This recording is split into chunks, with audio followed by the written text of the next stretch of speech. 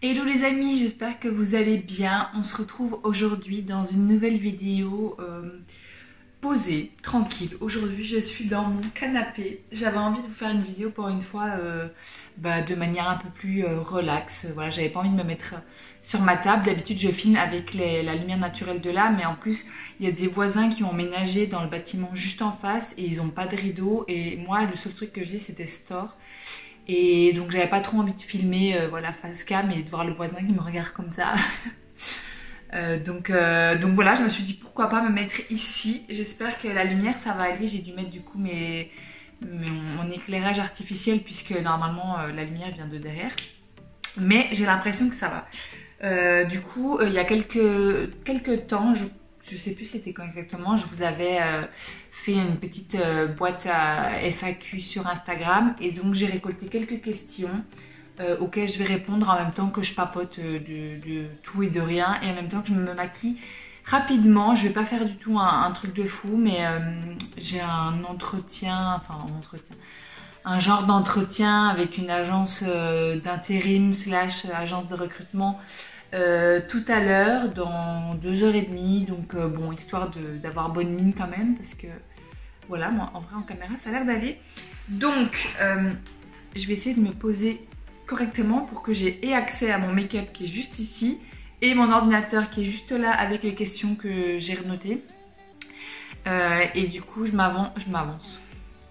Je m'excuse d'avance si jamais je regarde pas tout le temps la caméra, mais voilà, comme je filme avec mon téléphone et que je me maquille, pour être sûre que on voit correctement ce que je fais, je vais un peu switcher.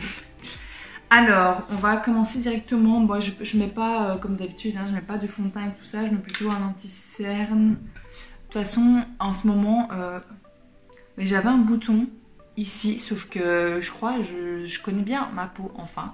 Et j'arrive à la récupérer, mais en fait je crois que c'est parce que j'avais retesté de nettoyer mon visage avec une éponge konjac. Et je sais qu'à chaque fois, comme c'est bien désincrustant, ça fait ressortir les boutons. Mais du coup j'en avais juste un. Il a duré 24 heures. J'ai fait un petit gommage, petit nettoyage de visage et puis c'est bon. Par contre, ça ne se verra pas à la caméra, mais j'ai remarqué que j'avais plein de tout minuscules. Pas des boutons, c'est pas des boutons, mais je sais pas, c'est plein de petits points comme ça. Mais je le vois que sous certains angles, certaines lumières. Bref, du coup, je vais faire quoi? Il faut que j'arrête de dire du coup aussi parce qu'on m'a déjà beaucoup dit. Il est mon anti-cerne déjà en fait. Je sais pas ce que j'en ai fait. Je trouve pas celui que je voulais. Bon, écoutez, ça commence déjà très bien, c'est pas grave. C'est juste que je voulais pas prendre celui-là qui est beaucoup trop clair, mais tant pis, on fera avec. De toute façon, comme je vous ai dit, du coup, j'ai pas vraiment d'imperfection à cacher. On va y aller avec le liquide camouflage High Coverage Concealer de chez Catrice en teinte 020 Light Beige. Alors, je vais faire autrement, il faut que j'arrive à mettre mon miroir devant vous, enfin orienté vers vous, mais pas devant vous. Comme ça, c'est parfait. Alors, en même temps, je vais répondre à une première question que je vais prendre. Il n'y a pas un ordre précis, quoi. Je veux dire, pic-bloc. Est-ce que tu as le permis? Alors, non, je n'ai pas le permis. Mais c'est dans mes objectifs de cette année. En fait, ce qu'il y a, je crois pas que ça se passe de la même manière en France, mais en Belgique, quand on veut passer son permis, donc on doit passer le permis théorique. Et puis après ça, on n'est pas obligé de faire directement les 20 heures d'auto-école comme c'est le cas en France, je pense. Et donc on peut soit choisir la filière auto-école, soit choisir la filière apprentissage libre, je sais pas trop comment ça s'appelle, où en gros vous avez droit à 2 conducteurs qui ont leur permis depuis, je sais plus, je crois depuis plus de 8 ans ou quelque chose comme ça. Donc généralement on met nos parents ou quelque chose comme ça. Et on a le droit de conduire, d'apprendre à conduire simplement avec nos parents. Et on peut très bien aller jusqu'au permis pratique sans avoir jamais fait d'auto-école. Comme c'est possible de faire que de l'auto-école en fait.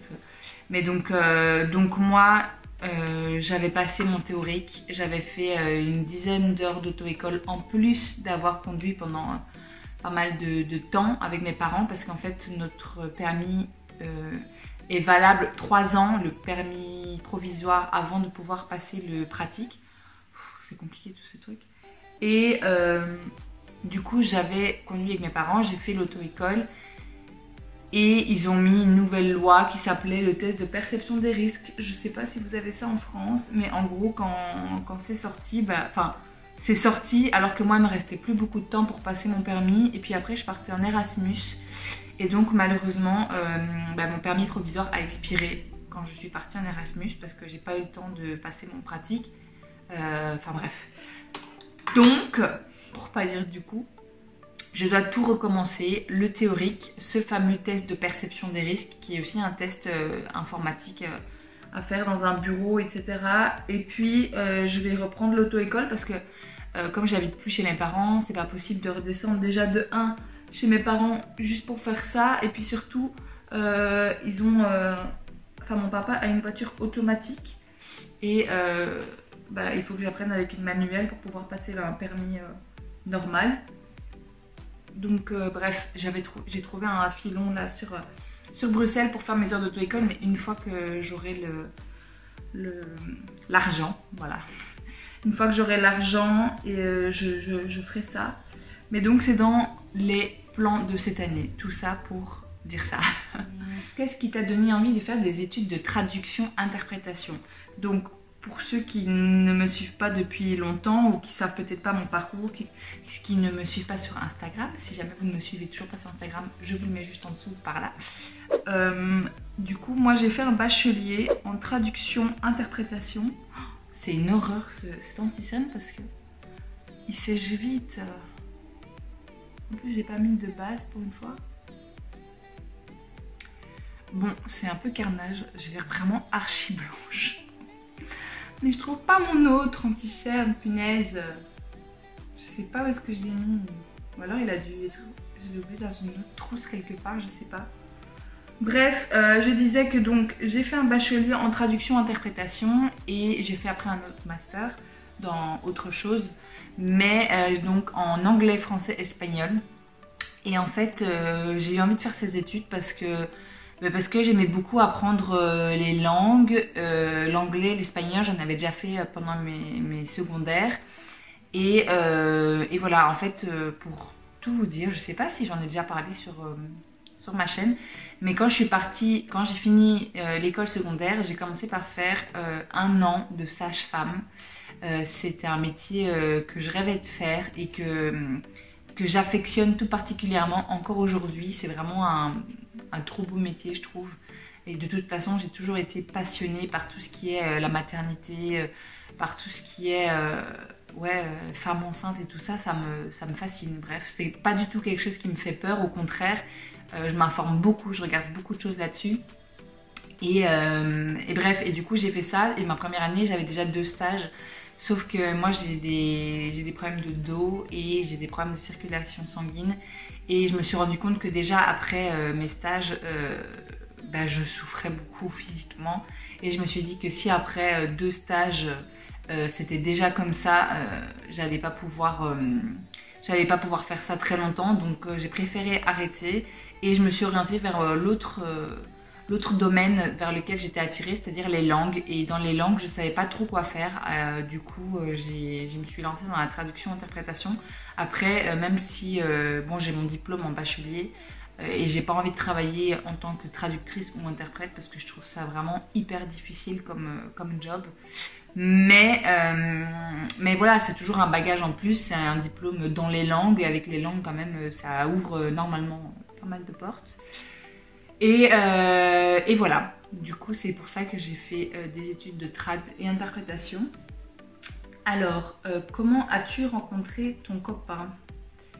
Du coup je l'ai rencontré pendant ces études-là, lors de ma première année de traduction. Lui, il était là aussi, bref. Et donc, en fait, à la base, c'était une copine de l'époque, de ce moment-là, qui était en crush sur lui. Et donc, moi, je le calculais pas trop, mais je la suivais avec... à chaque fois qu'elle voulait s'asseoir derrière lui et tout, dans un auditoire ou des conneries comme ça. Et puis, au final, on a commencé à parler, et puis on s'est bien entendu, et puis voilà. Alors, avant de répondre à une prochaine question, je vais continuer de me maquiller, mais j'allais poudrer, sauf que, écoutez, c'est pas gras. Et puis de toute façon, je reste chez moi aujourd'hui, je bouge pas, donc voilà, c'est un peu le carnage lenticienne parce que c'était pas vraiment comme ça que je voulais, mais c'est pas grave, ça se voit pas. Je crois pas que vous voyez le carnage. Je vais faire mes sourcils, mais par contre, les sourcils c'est dur à faire en même temps que je parle. Mais attendez, si je retrouve rien, c'est qu'il y a un problème, c'est que j'ai dû tout laisser quelque part, non? Ah, j'ai trouvé! J'avais oublié, comme je suis allée le week-end passé chez ma maman, j'avais fait une petite trousse de toilette, j'avais enlevé tous les produits soins et j'ai oublié les quelques produits make-up. Voilà, il me semblait bien. Du coup, j'ai mon autre anti-cerne, ça c'est pour faire les sourcils. Alors donc, on va faire les sourcils, moi j'utilise, mais il me reste vraiment plus grand chose de ce produit-là. Le Precision Brow Pencil de chez NYX, mais par contre, j'ai l'impression... Peut-être que je me trompe, j'espère que je me trompe, qu'ils ne font plus celui-là, exactement celui-là. Parce qu'en fait, c'est un qui a... Alors attendez, parce que du coup, la pointe en plus, elle est cassée. Shit, je l'ai cassée encore plus. La pointe, elle est biseautée un peu, mais là, je l'ai pétée en deux, bordel. Bon, bref, du coup, c'est pas une pointe en mode bic, c'est une pointe plate, un peu biseautée, mais je l'ai cassée, je suis dégoûtée. Et c'est en teinte black, je crois. Ouais, black. Donc, question suivante. Combien de frères et sœurs as-tu? Alors, ça c'est pas très compliqué. J'ai deux sœurs plus jeunes. Moi, je suis l'aînée de mes deux parents. Et puis après, comme mes parents ont divorcé, ils se sont remariés d'un côté et pas de l'autre. Mais bon, bref, ils ont eu chacun à nouveau un enfant entre-temps. Et donc j'ai en plus une petite sœur et un petit frère. Donc mes sœurs, moi j'ai 25 ans, j'ai une sœur qui va avoir 23 ans là déjà le mois prochain. Il y en a une qui va avoir cette année 21 ans. Ça grandit trop vite, sérieux. Et puis alors, mon petit frère et ma petite sœur, ils vont avoir en juillet tous les deux 8 ans et 11 ans. Mon petit frère va avoir 8 ans, ma petite sœur 11 ans. Ça passe trop vite, mais du coup j'ai 14 ans, ouais, 14 ans et 17 ans d'écart avec les deux petits. Ce que je trouve super chouette parce que ça permet, c'est une relation complètement différente d'avec mes sœurs puisqu'on n'a que 2 ans et 4 ans d'écart. Et ici j'ai 14 ans et 17 ans d'écart, donc j'ai plus d'autorité entre guillemets sur eux. Et c'est plus chouette aussi parce que je me rends compte vraiment de leur évolution, je les vois grandir et puis je peux vraiment jouer et passer du temps avec eux, je trouve d'une manière différente que quand j'étais moi-même petite avec mes deux autres sœurs. C'est mes petits bébés, puis du coup on est en tout 3, 4, 5. Voilà. Alors, je vais faire mes sourcils rapidement. Je vais pas parler en même temps parce que sinon je vais pas y arriver. Déjà que comme la pointe elle est cassée, c'est galère. Et je reviens après pour répondre encore à une question. Et puis après ça, je parlerai aussi un peu de ma vie en ce moment. Voilà, j'ai enfin fait. Alors, je trouve que je les ai particulièrement bien réussi aujourd'hui. Je sais pas si c'est le fait d'avoir cassé la mine ou si c'est le fait de le faire poser dans le canapé. Franchement, dans tous les cas, il n'y a rien qui va. Et je termine toujours par le NYX Control Freak gel pour les sourcils. D'ailleurs, il faut que je refasse mes sourcils dans pas très longtemps.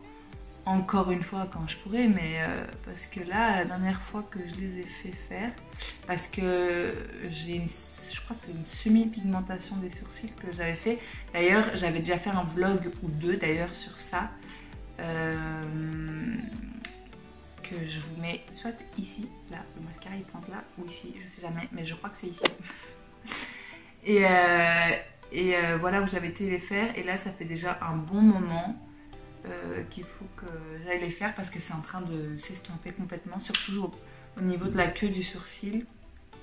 Mais bon, avant de répondre à d'autres questions, je vais parler un peu à cœur ouvert, on va dire. C'était aussi le but de cette vidéo. c'est que en ce moment c'est vraiment pas facile pour moi. J'en ai déjà parlé rapidement dans un précédent vlog.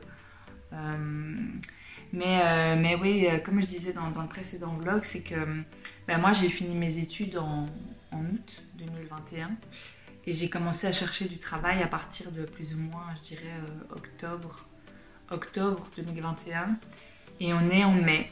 On est en mai 2022 et j'ai toujours pas trouvé de travail. C'est vraiment compliqué parce que j'envoie énormément de CV, que ce soit par LinkedIn ou par d'autres sites partout sur internet. Et ce qui est frustrant, c'est que la plupart du temps, les gens ne prennent même pas la peine même d'envoyer un accusé de réception ou simplement de dire non, on n'est pas intéressé. En fait, du coup, j'envoie énormément de candidatures et j'ai très peu, voire pas du tout de réponses. Du coup, c'est frustrant, c'est pas évident. Et puis à chaque fois, on me reproche mon manque d'expérience, sauf que c'est normal, je sors des études. Et puis si personne me donne ma chance, je risque pas de me faire de l'expérience. Donc là, ça fait octobre, novembre, décembre. Ça fait 8 mois presque que je cherche du travail, sauf que comme vous savez, j'ai mon appartement ici avec mon copain. J'ai aucun revenu. Donc là, c'est très compliqué. Jusqu'à maintenant, j'avais quelques petites économies et tout. Mais là, pour vous dire honnêtement, vraiment, je me réveille le matin angoissée. Par exemple, ce matin, là, j'étais vraiment angoissée. J'avais pas faim. J'ai mangé 2 toutes petites clémentines. Et c'est tout parce que je vois les jours passer, je vois qu'on arrive déjà à moitié du mois, je vois que j'ai toujours pas de travail et pourtant je cherche aussi en intérimaire maintenant parce que bon, pour on il n'y a pas trop le choix et même ça c'est compliqué quoi. J'essaye d'appeler les agences. En agence, on me dit il faut tout faire par internet maintenant, ça sert à rien d'appeler. Donc voilà, même pour travailler dans un Carrefour ou dans un Delhaize, je sais pas s'il y en a en France des Delhaize, mais c'est la même chose, c'est un supermarché. Même ça, c'est compliqué, quoi, franchement, voilà. Et puis surtout, je trouve ça un peu, je dirais pas dégradant, parce que moi, franchement, je dis chapeau à toutes ces personnes qui travaillent toute leur vie dans les supermarchés et tout. Et moi, j'ai travaillé aussi dans des supermarchés en étudiante, j'ai travaillé 2 ans là-dedans, donc je sais ce que c'est. Mais c'est vrai que quand tu te tapes 3 ans de bachelier, 2 ans de master et que tu trouves pas de travail dans ton domaine et que tu es obligé entre guillemets de devoir commencer en tant que caissière ou vendeur et tout ça, voilà, tu vois, surtout quand tu vois tes copines ou tes potes, etc., qui eux ont trouvé du travail directement dans leur domaine, c'est frustrant en fait, parce que j'ai vraiment l'impression d'être nulle, alors que je sais que je ne le suis pas et que j'ai les compétences pour travailler. J'ai quand même mon bachelier, j'ai quand même mon master avec une distinction. Donc voilà, franchement, c'est frustrant et c'est fatigant. La vérité, c'est fatigant parce que je suis chez moi. À part passer mes journées à envoyer des candidatures et à m'occuper aussi de ma chaîne YouTube et tout ça. Et encore, en ce moment, c'est pas que je suis pas motivée, j'aimerais trop que ma chaîne elle prenne et que voilà, mais c'est vrai que là ça commence à être difficile moralement et j'ai l'impression, en fait j'ai envie de faire plein de choses, sauf qu'à chaque fois ce qui me freine c'est l'argent.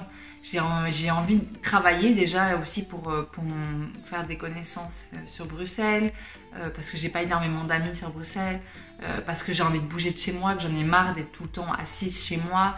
J'ai envie aussi, même pour ma chaîne YouTube, d'investir, de pouvoir acheter une caméra, parce que je filme toujours avec mon téléphone, même si je trouve que le 3/4 du temps la qualité elle est quand même correcte.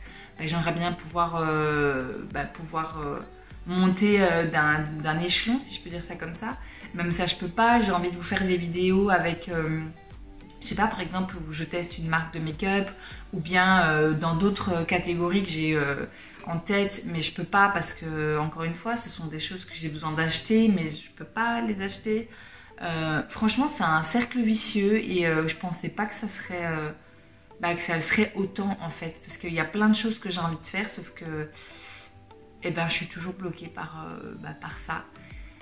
Donc voilà, je parle honnêtement avec vous, sans langue de bois, et puis voilà. Donc là c'est frustrant parce que en plus mon copain, pour ceux qui ne suivent pas, il est coach sportif, et là c'est en train de vraiment bien prendre pour lui. Il a de plus en plus de clients et tout ça, donc je suis hyper contente évidemment pour lui de voir que ça prend, et en même temps mais ça me rappelle que moi j'en suis toujours nulle part, et voilà. Enfin bref, sur ce, je vais continuer de me maquiller parce que le temps passe. Ensuite, on va faire quoi? On va faire un truc archi simple. Hein. Qu'est-ce qu'on va faire? On va recourber les cils. Et en même temps, on va répondre à une question qui est: veux-tu des enfants? Alors, oui, bien sûr. Enfin, bien sûr, non, tout le monde n'a pas envie d'enfants. Mais moi, c'est mon rêve depuis toujours. J'ai vraiment la sensation que je suis venue sur Terre pour avoir des enfants, vraiment. Ça peut paraître bizarre, mais depuis toujours, même toute petite, j'ai toujours eu cette fibre maternelle, cet instinct maternel. Comme je vous dis, j'ai toujours été passionnée par tout ce qui est la maternité, par tout ce qui est grossesse et tout ça. C'est vraiment quelque chose, ça me fait pas peur. Après, je dis ça aujourd'hui parce que j'ai pas d'enfant, je suis pas enceinte ou quoi que ce soit. Peut-être que le jour où ça sera le cas, je dirai plus ça. Mais non, c'est vraiment quelque chose que je veux, et j'en veux pas qu'un, j'en veux pas 10 non plus, mais j'aimerais bien entre 2 et 4, voilà. Après, voilà, encore une fois, on sait jamais de quoi la vie est faite, mais au moins 2 en tout cas.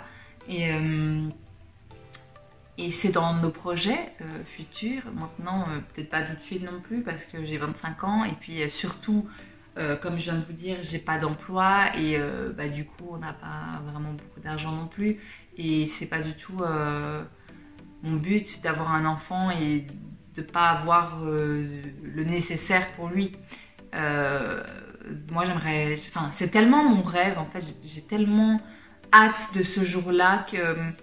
je voudrais faire les choses bien, vous voyez. Je voudrais vraiment pouvoir... je voudrais juste pouvoir faire les choses bien. Et après, on en a déjà discuté puisque ça fait déjà 5 ans de relation. On habite ensemble. Mais d'ici... en tout cas, avant mes 30 ans. D'ici, je sais pas, peut-être 3-4 ans, peut-être plus. Bon, il me reste 5 ans avant mes 30 ans. mais oui, je veux des enfants, ça c'est sûr et certain. Lui aussi. Juste pas maintenant. Maintenant, c'est pas le bon moment. Je dirais pas qu'on n'est pas prêt parce que si ça devait arriver, ça arrivera. Si demain je tombe enceinte, on le gardera, quoi qu'il arrive. On fera en sorte de s'en sortir. Mais dans l'idéal, pas tout de suite. Bref, sur ce, je vais recourber mes cils. Je vais mettre du mascara qui est le mascara comme d'habitude, Catrice Glam & Doll False Lashes Mascara. Et c'est le violet comme ça, mauve. Je sais jamais trop quelle est la différence entre chaque couleur. Pour moi, ça aussi c'est une genre de mauve, mais c'est pas le même. Prenez pas celui-là, ça c'est le volume. Ça c'est plutôt en longueur, mais franchement je préfère largement l'effet de celui-là. Je trouve que celui-là il fait pas mal de pâté. Ça fait un peu pâte d'araignée comme ça. Je trouve ça vraiment pas très joli. Enfin, après c'est mon avis. Ensuite, est-ce que tu comptes habiter Bruxelles pendant longtemps ? C'est une bonne question parce que de base, non. De base, je comptais même pas venir habiter à Bruxelles. Hein. C'est juste que j'ai rencontré mon chéri ici et ben voilà, du coup, je me suis installée sur Bruxelles avec lui. Mais longtemps, je sais pas. On verra là où la vie nous mène et puis dans nos projets futurs aussi. Pas futurs proches, mais futurs. On aimerait bien déménager et changer éventuellement de pays, vivre ailleurs qu'en Belgique, parce que la vérité, le temps belge, ça va 2 minutes quoi. Franchement, il fait mauvais le 3/4 du temps, ou alors même quand il fait bon, même quand c'est l'été, des fois il fait mauvais. C'est vraiment difficile de parler et de mettre du mascara en même temps, parce que normalement j'ouvre la bouche grand quand je mets du mascara. Voilà, j'ai mis mon mascara et puis je vais terminer de répondre à la question parce que j'étais en train de réfléchir en même temps et je me disais, en même temps, ce sera encore, je pense, pour quelques années, même si c'est pas forcément dans cet appart parce que c'est un bail de 3 ans, ça va faire 1 an en septembre. Je sais même pas si on restera jusqu'à la fin du bail ici, si on peut se permettre de prendre un appartement un peu plus grand avant la fin du bail, on tentera de le faire. Et puis surtout, un de mes rêves, c'est d'investir dans l'immobilier et d'acheter un bien immobilier. Et donc je pense que, je me demande si en Belgique, il n'y a pas une histoire de quand on achète un premier bien, ça doit être notre bien, notre lieu de résidence pendant quelques temps, il me semble, si je dis pas de bêtises, peut-être que je dis des bêtises. Et si c'est le cas, comme j'aimerais bien éventuellement acheter un appartement quelque part dans Bruxelles, alors ça voudra dire qu'on devra habiter encore Bruxelles un petit moment. Mais en vrai de vrai, moi je kifferais, acheter un bien qui est vendu pas très cher et qu'il faut tout retaper, tout le faire comme on a envie. C'est vraiment genre, j'adore regarder ce genre de vidéos et tout sur YouTube, les timelapses de construction, quand on refait tout dans les bâtiments, dans les maisons et tout ça, j'adore. Et mon copain, lui, m'a dit que dans la maison de ses parents, il a aidé son beau-père à faire pas mal de travaux manuels comme ça dans la maison. Donc ça lui plairait aussi de faire ça et puis du coup il a un peu de connaissances. Moi j'ai pas énormément de connaissances mais après c'est vrai j'en parlais avec mon papy ce week-end et puis c'est vrai que mon cousin il travaille dans le bâtiment comme ça. Donc il y aurait moyen, franchement il y aurait moyen. Dernière question, mais ça c'est une question de ma meilleure amie. Avant ça, je vais mettre du crayon noir dans ma muqueuse supérieure et je vais pas parler en même temps parce que ça me fait aussi grimacer et surtout je trouve ça hyper flippant à regarder donc on se retrouve juste après. Alors je disais que la question suivante c'est une question de ma meilleure amie. Est-ce qu'elle a déjà fait une apparition sur ma chaîne?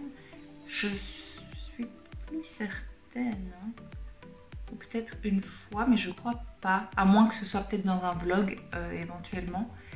C'est parce que là il n'y a pas si longtemps que ça, enfin quand même maintenant, il y avait Pékin Express qui passait à la télé et c'est vrai que je sais pas pourquoi, je me suis toujours dit que j'avais trop envie de faire Pékin Express. Enfin si, je sais pourquoi, j'ai envie de le faire pour l'expérience, soit pour le voyage, pour la découverte des cultures, des personnes et tout ça. Enfin moi j'ai déjà fait un voyage humanitaire au Rwanda en 2015 de 2 semaines, c'était incroyable.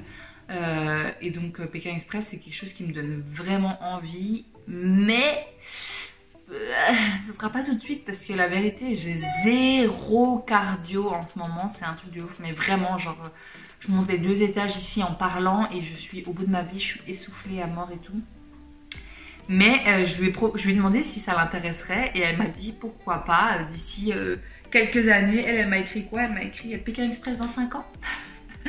Donc pourquoi pas, je sais pas dans combien de temps, en tout cas si on le fait il faut absolument se préparer physiquement mais ce serait vraiment quelque chose de trop bien. En plus il y a toujours un duo belge à un moment donné dans Pékin Express, là cette année c'était les frères belges là, les liégeois qui étaient trop bien et voilà du coup en plus je me vois tellement pas faire cette émission avec quelqu'un d'autre qu'elle.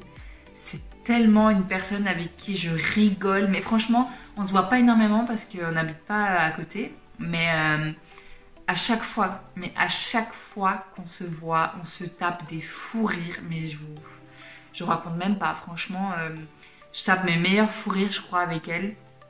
Et non, c'est vraiment ma meilleure amie quoi, franchement on n'est pas meilleure amie pour rien, on n'a pas besoin de parler, juste un regard, on se capte et on se marre, franchement je vous souhaite vraiment d'avoir des amitiés comme ça parce que ça vaut de l'or, c'est précieux et ça court pas dans les rues des bonnes amies comme ça, donc voilà. Et c'était la dernière question je crois qu'on m'a posée, ça tombe bien parce que j'ai pratiquement fini, en vrai je vais juste mettre un petit coup pas de bronzer mais j'ai comme j'avais déjà dit dans une précédente vidéo, j'ai un blush de chez NYX qui est assez foncé, qui est hop là, c'est le Totally Chill et le truc c'est Sweet Cheeks Matte, enfin bref c'est ce truc là Et comme il est foncé, bah, je le mets un peu entre les deux, quoi. Ça permet de pas utiliser 45 000 produits. Et surtout, oh, j'ai lavé mes pinceaux. Regardez, c'est trop satisfaisant de voir des pinceaux tout blancs, tout propres. Et ils sentent trop bon en plus. Ils avaient un nettoyant pinceau de chez Real Techniques, il me semble. Et j'adore, je les ai nettoyés là ce week-end. Ils sentent trop bon. Et surtout, ben, ça me fait mal au cœur de prendre un des pinceaux et de le tremper là-dedans. Mais bon, il n'y a pas trop le choix. Et je vais prendre celui-là d'ailleurs de chez Real Techniques. Il n'y a pas de numéro, je crois, ils n'ont pas de truc. Et voilà, franchement, c'est très bien. Je sais pas ce que vous en pensez. Je vais me rapprocher. En vrai, on me voit bien quand même. Hein. On voit ici que j'ai mis. Et puis voilà, j'ai juste mis du mascara, du crayon. Je ne veux même pas mettre de rouge à lèvres. Et ça me fait mal au cœur, regardez. Il est propre. Et là... Mais bon, c'est leur job. Il faudrait d'ailleurs que je pense plus souvent à nettoyer mes pinceaux parce que c'est un peu cracra. C'est vraiment quand tu les nettoies que tu te rends compte de la crasse qu'il y a là-dedans et de la crasse qu'on met sur notre visage quand on ne nettoie pas régulièrement nos pinceaux. Autant mon éponge, je la nettoie pratiquement à chaque fois, j'essaye, même s'il y a des taches qui partent pas. D'ailleurs, j'ai vu un TikTok l'autre jour où il fallait le mettre dans le micro-ondes, je crois, avec je sais plus quoi, du jus de citron ou je sais plus quoi, pour faire complètement partir la crasse. Je crois que je vais tester. Peut-être que si je le teste, je le mettrai sur TikTok aussi parce que je fais de temps en temps des petits TikTok. Là, c'est vrai que ça faisait longtemps que je n'avais pas fait. J'en ai mis un récemment. Je vous mettrai de toute façon tous les liens en barre d'infos de tous mes différents comptes, hein, Insta, Facebook même, c'est vrai. De toute façon, tout ce que je poste sur Insta se poste aussi sur Facebook. Et puis mon TikTok, voilà. J'espère que cette vidéo vous a plu.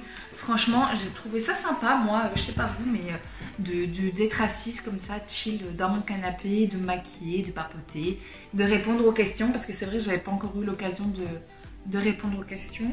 Et on va éviter qu'il y en ait un qui se barre. J'espère que cette vidéo vous a plu. N'hésitez pas, comme d'habitude, à vous abonner à ma chaîne YouTube. Je vous le mets juste ici. À liker la vidéo si elle vous a plu. Comme ça, c'est encourageant en tout cas pour nous qui filmons les vidéos et qui créons du contenu. Franchement, ça permet de rester motivé et surtout de voir le contenu qui vous plaît ou non. Et pareil, les commentaires, c'est hyper pratique pour savoir ce qui vous a plu, ce qui vous a déplu, ce que vous aimeriez voir sur la chaîne. Du coup, n'hésitez pas à laisser un petit commentaire à la fin de chaque vidéo. Ça me fait en plus hyper plaisir de vous lire. Et ça me permet un peu de voir aussi qui regarde mes vidéos. Donc voilà, je vous fais de très gros bisous. Et puis on se retrouve très vite dans une prochaine vidéo. Ciao!